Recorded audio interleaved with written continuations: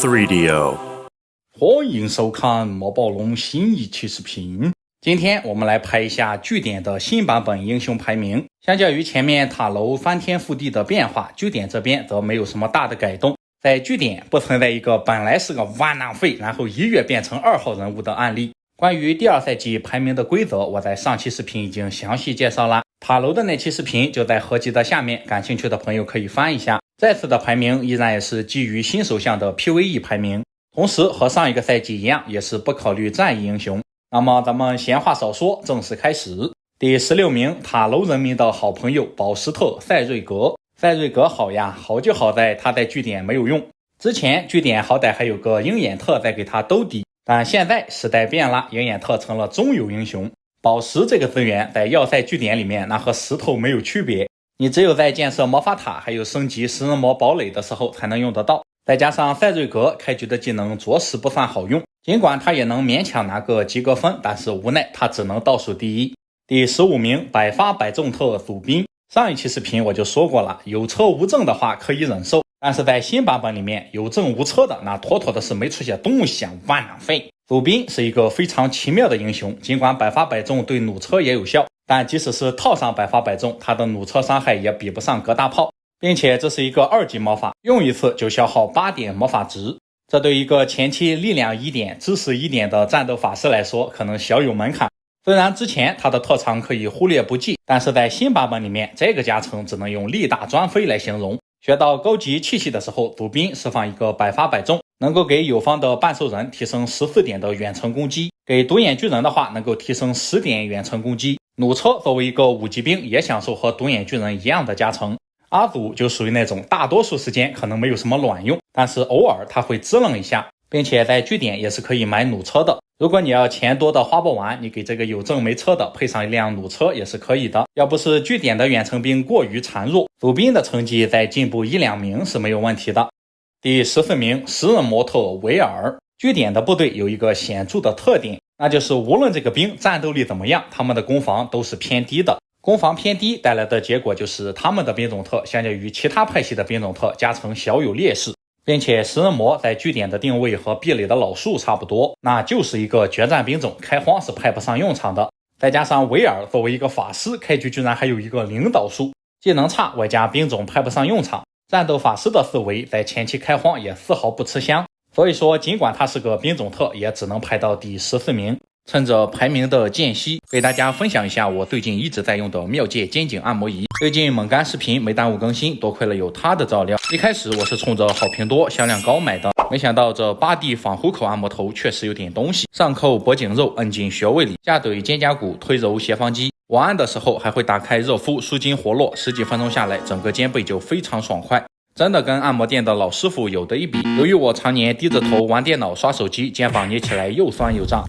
以前总是仗着年轻不在意，现在担心下个得颈椎病的就是自己。这2年试过不少按摩仪，有些也是这种设计的，但按不准穴位跟没按一样。妙界是第一个能把我硬的跟石头一样的肩膀给按透的，我一般都把它扣在背后，一边按摩一边打游戏都没有问题。用了1个多月，坐姿就变端正了，吃劲儿不吃劲儿的都能用。像我运动后还会拿来放松一下后腰和小腿，都挺方便的。平时出去按摩一趟就要200-300，说不心疼是假的。自从用上这个，倒是省下一笔按摩费了。大家有需要的话可以戳评论领优惠券，趁早备上一个，多注意日常放松。妙界承诺2年质保，1年内有质量问题都能换新的，有运费险，买贵了还能随时退差价，诚意够到位，自己用或者送亲朋好友都挺不错的。第13名还是食人魔特克洛林和维尔，最大的区别是他是个野蛮人，野蛮人天生具有开荒优势，拿来开荒的话4点攻击外加初级进攻术，怎么能开不动呢？克洛林能够排在维尔前面，纯粹就是前期的开荒厉害一丢丢。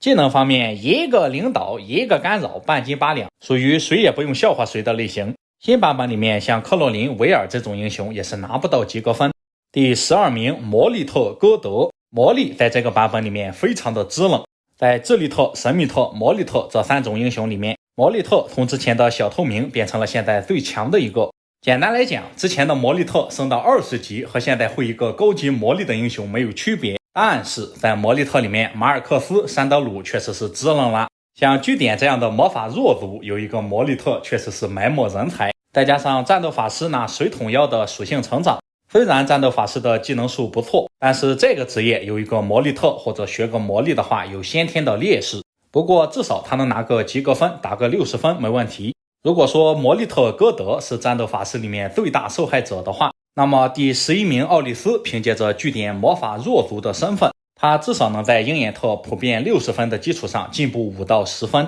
众所周知，魔法弱族里面的鹰眼特最为吃香。前面我已经说了，鹰眼特是绝对的中游，奥利斯即使身在据点，他也不能拿到中上游的评价，毕竟鹰眼术只是个副将技能，和众多兵种特相比还是小有劣势。第10名独眼巨人特约克，这个英雄按说他是要排在奥利斯后面的，因为现在独眼巨人虽然不像原版那样不存在了，但是玩家出独眼巨人的意愿似乎也并不是很高。至于新版的弹道术，你在没有学到高级之前，它和原版几乎完全一样，让他去射城墙的话是射不准的。并且独眼巨人毕竟是个远程兵，他的攻防和大部分6级兵相比还是小有不足。但为什么约克又排到第10名了呢？原因很简单，因为深渊号角里面有狼骑哨塔呀。现在兵种特的特长加成相较于之前提高了3倍。如果你在前中期下了海量的狼骑哨塔，攒了30-40个独眼巨人的话，那个时候如果你再选一个约克，妥妥的能上第一桌吃饭。所以说呢，咱们取了一个中位数，把约克排到了第10名。接下来的第7名、第8名、第9名战斗力都差不多，他们分别是大雕特西娃、半兽人特杰巴克斯，还有大耳怪特格兰切尔。论纸面数据的话，西娃应该是里面最厉害的一个。西娃是大雕特，大雕也是据点的核心。侦查术在现在节奏加快的环境里面，开局带一个非常有用。但是咱们不能忽略的是，雷鸟和大雕虽然战斗力不错，他们的攻防却并不算高。像西娃这种5级兵特，他们每5级才会给特长的兵种提升1次属性，在特长加成方面和阿尔金、戴斯这种强大5级兵特相比还是小有不足。如果让一个高手用的话，他前期的开荒也没有杰巴克斯那样顺畅。但是咱们是新手项的排名，作为一个新手玩据点的话，能够熟练使用大雕，那就已经难能可贵了。至于狼骑、扳手之类的，那就不是新手该考虑的事情了。所以说呢，我还是倾向于把西娃排到第7名。相较于西娃，半兽人特杰巴克斯则是以一己之力让半兽人变得可以一用。尽管半兽人的攻防非常的低，杰巴克斯的特长加成还不如强哥，但是你不可否认的是，杰巴克斯是据点少数的前期能够野战的英雄。是的，你没有听错，据点虽然是一个快攻派系，但是他前期打不了野战，原因大家懂的都懂，没出大雕之前你拿什么和敌人碰呢？新版本里面电脑的发展速度比之前快了，如果你开200难度的话，你觉得你的大雕建设得非常快，电脑表示不好意思，我出神怪都出的比你早。现在会产生一个什么样的结果呢？就是你即使是速出大雕，你出去和敌人野战也没有任何优势。据点的狼骑又是典型的不是狼骑特带队，战斗力发挥不出上限。所以说玩中小图的话，杰巴克斯的排名会非常靠前。尽管半兽人确实是一拖大便，但是在据点这个环境里面，矮子里面拔将军有个半兽人特，开局还配个剑术，凑合来吧。英雄绝对是个好英雄，无奈特长的兵种实在是过于差劲。杰巴克斯大概在第7名或者第8名，如果是玩一小块地的话，他的排名会在西娃前面，这里暂且把它放到第8名。第7名、第8名有了，那么第9名就是格兰切尔。这个英雄在原版的话，那是毫无牌面的一个1级兵特，开局的兵少，大耳怪的攻防低，前期的开荒根本形成不了有效战斗力。但是在新版本里面，驯鹿术加强了，现在的驯鹿术已经不亚于现代的后勤学。但是你看看大耳怪初始的数量实在是过于稀少，如果他开局的数量能够像塔楼的丢丢那么多，我觉得他在据点里面进前5都没有问题。格兰切尔目前的加成大概是升到10级的话，能给大耳怪提升4点攻击2点防御，对于大耳怪王则是5点攻击3点防御。由此可见，据点的兵种特默默无闻不是没有道理的。说实话，将领确实是好将领，但是兵实在是太差了。现在虽然他有一个驯鹿术，但是你选大耳怪特开荒的话，远远不如狼骑特塔洛希尔。第6名进攻特肯洛哈格，这样的英雄你放在要塞、放在城堡、放在地下、放在大多数派系，肯洛哈格这样一个开局终极进攻术的进攻特，甭管他前期、中期、后期，最不怕的就是野战。但问题是他在据点，像肯洛哈格这种质量的英雄，开局带据点兵，他甚至野战不过其他派系。但俗话说得好，兵弱不能怪将军。新版本里面防御特确实不复之前的荣光，而进攻特拿个80分左右还是没问题的。进攻不同于防御，你在前期开荒的时候有一个进攻术还是不错的。如果放在原版的话，进攻特绝对能够打败大部分的兵种特，只可惜现在是新版，所以说肯罗哈格只能屈居第6。第5名加速特特洛克，攻击加速的这个特长由于原版就非常变态，所以说在新版里面加强的幅度非常有限。原来是前2级兵额外增加3点速度，3到4级兵额外增加2点，5到6级兵额外增加1点。现在的话则是1到4级兵都额外增加3点，5到6级兵增加2点，7级兵增加1点。和炮车特、兵种特相比，这样的提升并不是非常大，并且进步的这一点点成绩也并不足以改变特洛克的定位。上一个赛季他排到了第4名，新版本某一个英雄排到他前面去了，所以说特洛克就变成了第5名。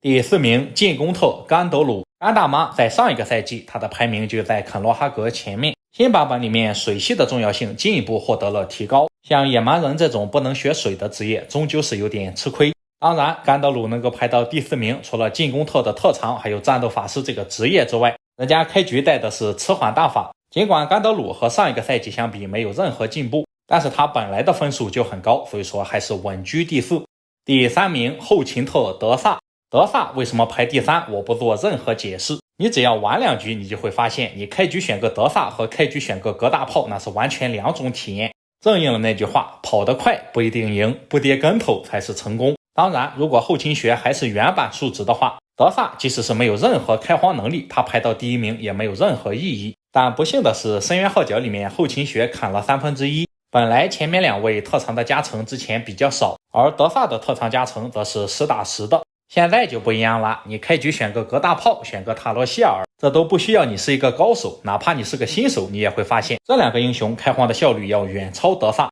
人家凯琳开局带剑术，耿纳开局带战术，这2个英雄本来就具有开荒能力，所以说即使是在目前的版本，在各自派系排个第1名也没有问题。德萨作为一个法师，他的短板就显现出来了。第2名狼王塔洛谢尔，在上一个赛季由于咱还是偏向新手项，考虑到大部分新手都不会使用狼骑，当时塔罗谢尔的排名是偏低的，但是现在不一样了，他的特长加成实在是太多了，现在被他战术一回合下底的狼骑砍2刀，那个爽度完全不是原版可以比的。原版的话兵种特长加成比较保守，可能会存在一些有点费脑子所以不愿意用的情况，新版本里面时代变了，用一个狼王开荒的话那是非常的爽，并且塔罗希尔也是在目前据点里面少数几个前期就能打野战的英雄，堂堂的快攻派系，攻城不行，前期不敢野战，再加上英雄长得丑，兵种也不好看，玩家们不喜欢据点完全是情有可原，说一句没出些东西万浪费，丝毫不冤枉。新版本里面据点加强巨大，前期开荒的话，塔罗希尔带狼骑，而格尼森带大耳怪还有半兽人。塔罗希尔可以用狼骑下宝屋，格尼森凭借着弩车消灭敌方的远程单位。新版本的格尼森是综合水平最强的弩车特，不仅仅是他作为一个野蛮人，他的攻击力成长在所有职业里面最高，还因为他的弩车现在伤害终于超过捷大炮了。还是咱们上期视频聊的，大概是每升5级提升弩车3点攻防，什么伊沃、小威、维斯特，前期野战的话，你们的远程兵通通射不过格大炮的弩车，这是他现代弩车初始的伤害。论上限的话，他前2级全部提升攻击力，学到高级炮术，格大炮的弩车伤害大概是22到33，射2箭，每一箭伤害翻倍。论输出基本相当于2个泰坦巨人，可以说新版本里面弩车特的加强最终目的就是为了抬格尼森一手。现在无论是打88图还是打一小块地，你只要选格尼森首发，前期的开荒根本构不成任何威胁，开荒的效率也远不是后勤特德萨能够碰瓷的。